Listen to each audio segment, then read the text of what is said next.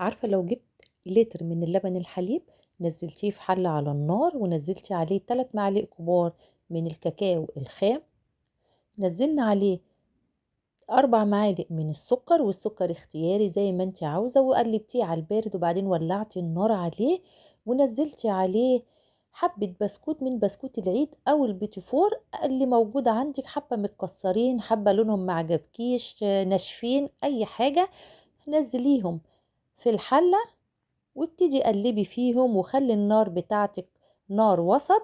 وبعد ما يغلوا نزليهم في شفشق الخلاط واديهم ضربة سريعة كده في الخلاط عشان يبقى معانا خليط ناعم وكريمي ويبقى حلو جدا وفي منتهى الجمال. هيطلع عندك احلى مهلبية كريمية طعمها حلو جدا وموفرة واقتصادية وما ترميش حاجة.